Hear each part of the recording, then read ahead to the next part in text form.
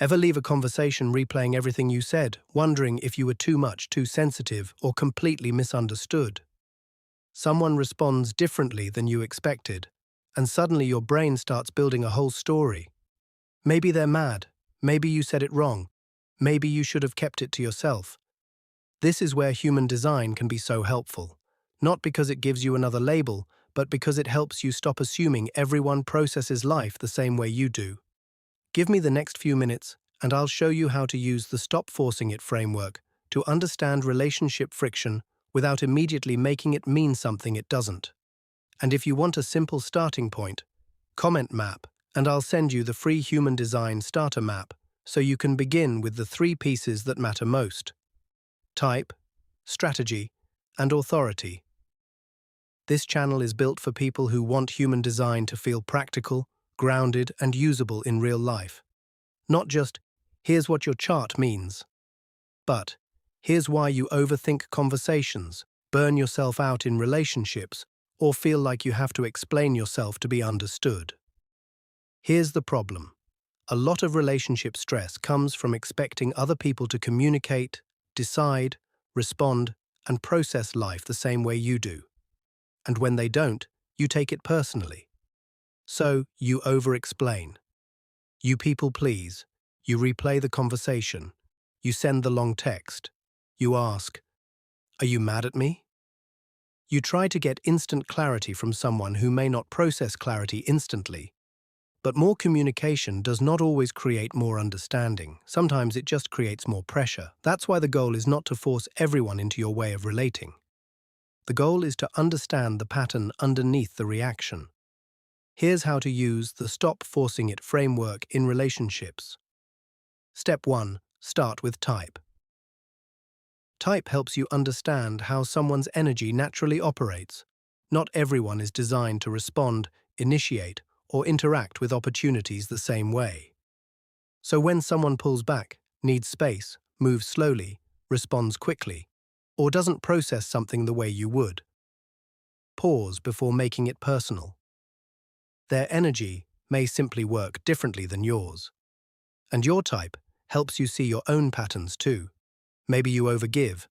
Maybe you push for clarity too fast. Maybe you feel responsible for managing everyone's energy. Maybe you get frustrated when people don't move at your pace. Type gives you the first layer of compassion. This person is not me. Their energy is not supposed to work exactly like mine. Step 2. Look at strategy. Strategy shows how each person is designed to move through life without forcing. This matters because a lot of conflict starts when we try to force people to respond the way we would. Maybe you want an immediate answer, but someone else needs timing. Maybe you're giving advice, but the other person didn't invite guidance. Maybe you're pushing for movement when the other person's energy is asking for a pause. Strategy helps you ask, am I forcing this person to move in my rhythm? Am I forcing myself to communicate in a way that doesn't feel natural? Am I pushing for clarity before the timing is right? This doesn't mean you ignore your needs.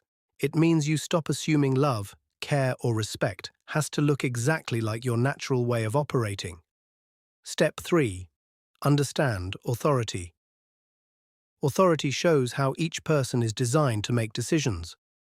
Some people need time before they know how they feel. Some people have an immediate gut response.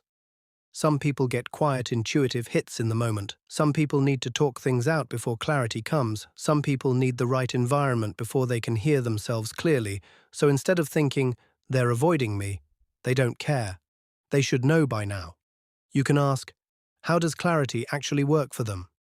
And how does clarity actually work for me? That one shift can change the entire tone of a conversation.